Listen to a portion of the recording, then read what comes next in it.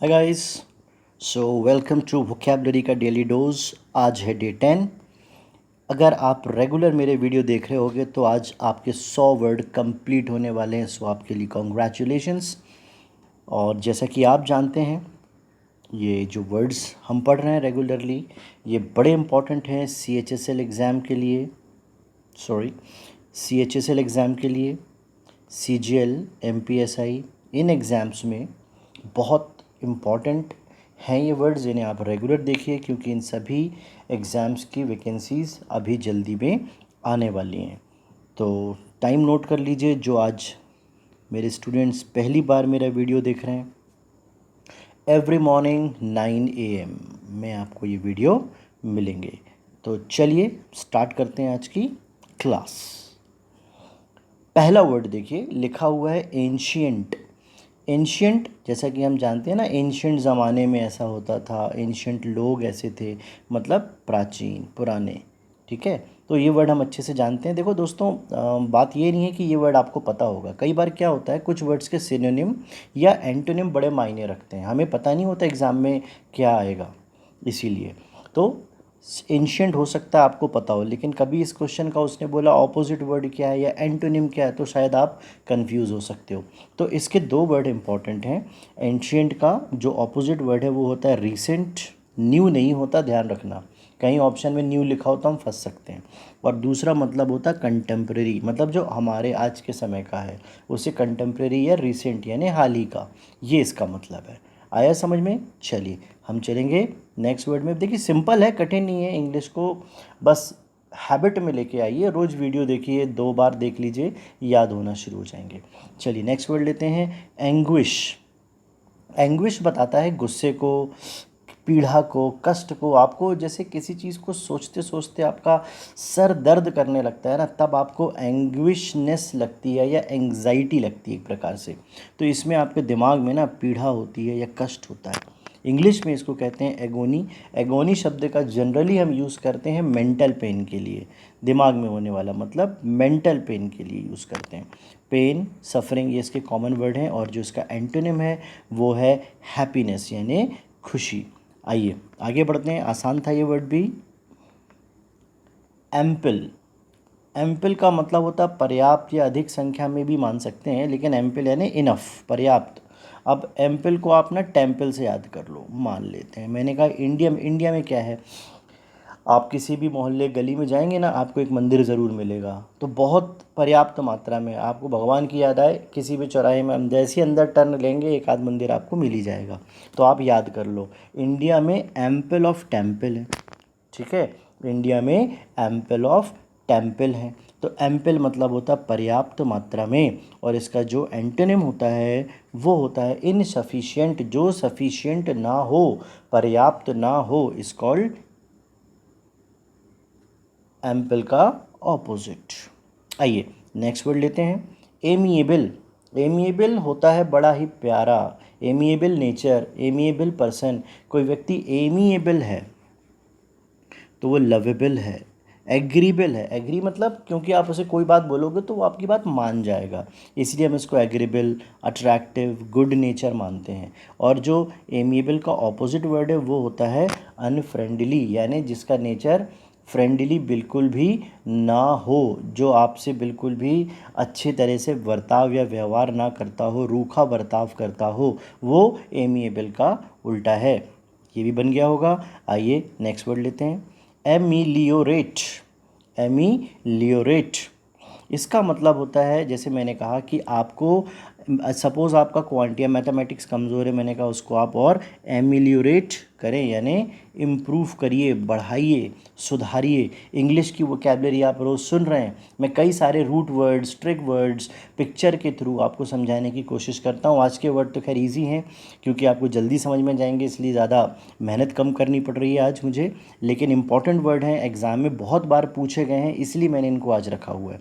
तो एमिलियोरेट मतलब होता है इम्प्रूव करना या सुधारना, और इसका जो ऑपोजिट होता है वो होता है वर्स। वर्स जो होता है वो बैड का कंपैरेटिव डिग्री में, कंपैरेटिव डिग्री है, मतलब पॉजिटिव बैड है और इसका कंपैरेटिव होता है वर्स। वर्स से बनता है वर्सन। ठीक है, ये इसका फॉर्म है वर्सन। आइए नेक्स्ट वर्ड लेते हैं, अमेज या अमेजमेंट, अमेज्ड हो जाना, आश्चर्यचकित हो जाना, अमेज्ड यानी एस्टोनिश्ड या सरप्राइज्ड। अब ये वर्ड तो आसान था, अमेज। एक गाड़ी भी आती है होंडा की, होंडा अमेज है ना, या अमेजिंग स्पाइडरमैन आपने सुना होगा। लेकिन इसका जो उल्टा वर्ड है, ऑपोजिट वर्ड है, एंटोनिम है, वो ज़्यादा इंपॉर्टेंट है, मायने रखता है। इसका ऑपोजिट वर्ड है एंटीसिपेशन। एंटीसिपेशन का मतलब क्या होता है? एंटीसिपेट करना मतलब क्या घटना घटित होने वाली है उसको पहले से ही समझ लेना, पहले से ही जान लेना। इसीलिए अमेजमेंट कब होगा, हमें आश्चर्य कब लगेगा? जब हमें पहले से पता ना हो। अचानक कोई घटना घटे तो ही तो आश्चर्य होगा। लेकिन एंटीसिपेशन में हमें पहले से पता है ऐसा होने वाला है या हम ये करेंगे, तो उसमें क्या होता है, जो सरप्राइज वाला जो पार्ट होता है ना, वो गायब हो जाता है एंटीसिपेशन में। इसलिए अमेजमेंट का जो उल्टा है वो एंटीसिपेशन है। और एक बात बता दूं, जिस शब्द के अंत में TION MENT है ना, एक बार और बोल देता हूँ, जिस शब्द के अंत में TION MENT ये वर्ड बनते हैं, ये हमेशा नाउन बनाते हैं। ठीक है, कभी कभी क्वेश्चन आ सकता है, सपोज नाउन या वर्ब पहचानना है तो भी आप पहचान लो, TION MENT ये नाउन के फॉर्म होते हैं। ठीक, चलिए आगे चलते हैं। अमास, यहाँ पे वर्ड मास भी हो सकता है। मास मतलब बॉडी में बहुत मास इकट्ठा करके रख लिया है, बहुत मोटे हो गए हो तुम, है ना, किसी ऐसे कोई ऐसा बोल रहा है तो मास मतलब इकट्ठा कर लेना, ऐसे याद कर लो। वर्ड तो हमारा क्या है? एमास। एमास मतलब होता है इकट्ठा करना, एक्यूमुलेट, गैदर, स्टोर, इकट्ठा करना, एकत्र करना। और इसका उल्टा क्या होता है? डिसिपेट। डिसिपेट का मतलब होता है धीरे धीरे धीरे धीरे किसी चीज़ को एक क्या करना, वेस्ट कर देना, खराब कर देना। मास में इकट्ठा कर रहे हो, डिसिपेट में दूर करते जा रहे हो, ख़त्म करते जा रहे हो, और धीरे धीरे धीरे धीरे उसका क्षय हो रहा है, इसका ये मतलब होता है। आइए नेक्स्ट वर्ड लेते हैं, अलाइंस। ये वर्ड आपने ज़रूर सुना होगा, जैसे कंपनी बजाज अलाइंस है ना, तो अलाइंस का मतलब क्या होता है? चलिए दो क्वेश्चन और पूछता हूँ, देखें आपको याद है कि नहीं। आपने सुना होगा ना, अभी हमारे देश में जो गवर्नमेंट है वो कौन सी है? ठीक है, बीजेपी पावर में है, पर NDA नाम सुना है आपने? UPA, ये पहले जब कांग्रेस की सरकार थी तब था ये। UPA, NDA, क्या था इसमें? अगर दिमाग में थोड़ा ज़ोर लगाएं, याद आ जाए तो अच्छी बात, नहीं आए तो बता देता हूँ। NDA मतलब नेशनल डेमोक्रेटिक अलाइंस, ये वाला जो ए है ये अलाइंस है। या यूनाइटेड प्रोग्रेसिव अलाइंस, ये भी ए जो है वो अलाइंस है। इसका मतलब क्या होता है? गठबंधन, या कई सारे लोग मिलकर एक एक संगठन बना लेते हैं, मिलकर काम करते हैं, हाथ मिलाकर काम करते हैं, उसे अलाइंस कहते हैं। जैसे दो कंपनीज़ मिलकर काम कर रही हैं, आपने देखा होगा इंडिया में बहुत सारी कंपनीज़ हैं, है ना, जैसे मारुति सुजुकी इंडियन कंपनी, और एक बाहर की कंपनी है बजाज एलियंस, इसके साथ भी ऐसे ही है, HDFC Ergo, ICICI Lombard, ICICI prudential, ये सब दो दो अलग अलग कंपनीज है जो मिलकर काम कर रही हैं। ये अलाइंस में काम कर रही, यूनियन है, कॉन्फेडरेशन है, कोआलिशन है, इन सब का मतलब होता है गठबंधन। और इसका जो ऑपोजिट होता है वो डिसयूनियन या डाइवोर्स। डाइवोर्स तो आपको पता ही होगा, हस्बैंड वाइफ में अक्सर होता है, लेकिन हमेशा एक ही जगह पे यूज़ नहीं होता है। डिवोर्स का मतलब अलग अलग हो जाना होता भी है, और डिसयूनियन का मतलब भी अलाइंस का उल्टा है। आई थिंक ये वर्ड याद हो गए होंगे। तो अलाइंस, कोआलिशन, कॉन्फेडरेशन, यूनियन ये इसका सिनोनिम है, और डिसयूनियन एंड डिवोर्स इसका एंटोनिम है। आइए नेक्स्ट वर्ड लेते हैं, अलाउ। अलाउ तो आपने सुना ही होगा, मैं तुम्हें अलाउ नहीं करूँगा, या मैं तुम्हें अलाउ करता हूँ, मतलब आज्ञा देता हूँ। इसका सिंपल वर्ड था, ये याद हो गया होगा, आज्ञा देना। इसका जो ऑपोजिट है वो होता है प्रिवेंट या फॉरबिड, मतलब किसी को कोई काम करने के लिए मना कर देना, उसको वो काम करने नहीं देना। खासकर प्रिवेंशन तो हम जनरली क्योर करते हैं, जैसे अभी कोरोना डिजीज़ है ना, पेंडेमिक जो बीमारी महामारी फैली हुई है, तो हम मुंह में जो है ना वो मास्क लगाते हैं, वो प्रिवेंट करता है हमें वायरस से, बचाता है। और फॉरवर्ड मतलब कानूनी रूप से किसी को मना करना, फॉरवर्ड करना, ये भी मना करने के लिए है। आइए नेक्स्ट वर्ड लेते हैं, बड़ा अच्छा वर्ड है एले। ये नाम सुना होगा, अले अले अले अले।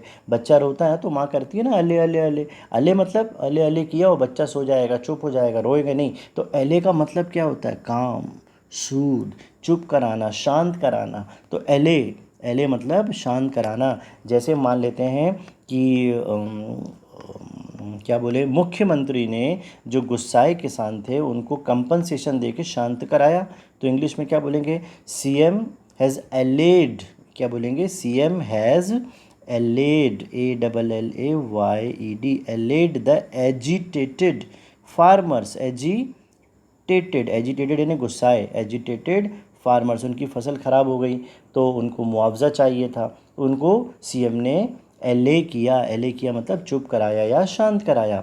अब इसका उल्टा क्या होता है, इंटेंसीफाई या इंक्रीज़, बढ़ा देना किसी को। एले अगर चुप कराएगा तो इंटेंसीफाई चीज़ों को बढ़ा देगा एकदम से, है ना। इंटेंसीफाई कर देना मतलब बढ़ा देना, या इंक्रीज़ कर देना मतलब भी बढ़ा देना, ये इसका उल्टा था। ये 10 वर्ड तो कंप्लीट हो गए। अब आपको याद होगा मैंने डे 8 को जब वोकैबलरी पढ़ाई थी उसमें जो लास्ट में हमने क्वेश्चन पेपर दिया था, मैं उसके आज आंसर बता रहा हूँ डे 9 में, ठीक है। और इसके बाद है डे 10 के क्वेश्चन पेपर। आपको पता ही है मैं हर वोकैबलरी के बाद एक क्वेश्चन पेपर भी ऐड करता हूँ, तो ये उसी चीज़ का ही हिस्सा है। बार्गेन करना यानी हम मोल भाव करते हैं तो इसका मतलब होता है नेगोशिएट करना। रोबस्ट होता है मजबूत, इसका सिनोनिम है स्टडी, मतलब पहले वाले का दूसरा आंसर है, दूसरे का पहला आंसर है। और सपल, इसका मतलब होता है फ्लेक्सिबल। दोस्तों ये थोड़ा सा स्पेलिंग मिस्टेक है, सी की जगह एक्स कर लीजिएगा, FLEXIBLE, इसका आंसर है 3। ये भी आपको बन गया होगा। और जिन जिन लोगों ने स्टूडेंट्स ने मुझे इसके आंसर भेजे हैं उन सबको बहुत बहुत थैंक यू। और आप लोग बहुत मेहनत कर रहे हैं और वोकैबलरी देख रहे हैं, आप रेगुलर देखते चलिए, जो भी एग्ज़ाम्स आएंगे आपको डेफिनेटली इस मेहनत का फ़ायदा मिलेगा दोस्तों। और ये है आज का पेपर क्वेश्चन 10, इसमें आपको ढूंढना है सिनोनिम वर्ड्स। क्वेश्चन 3 है आपके सामने, स्लाइड को रोक के आंसर ढूंढ लीजिएगा, याद करने की कोशिश कीजिएगा और मुझे आंसर मेरे कमेंट में ज़रूर बताइएगा।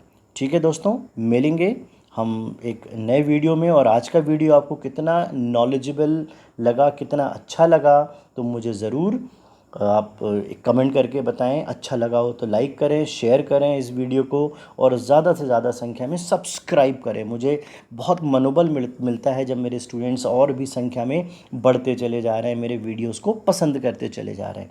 चलिए थैंक यू दोस्तों, मिलेंगे हम कल फिर एक नए वीडियो में।